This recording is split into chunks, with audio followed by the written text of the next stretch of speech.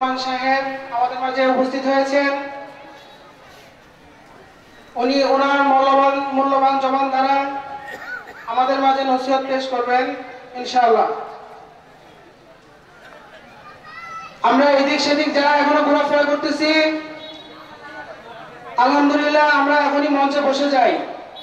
আমাদের দাওয়াতি মেহমানগণ ইনশাআল্লাহ ওনাদের মূল্যবান জবান দ্বারা আমাদের মাঝে নসিহত পেশ করবেন।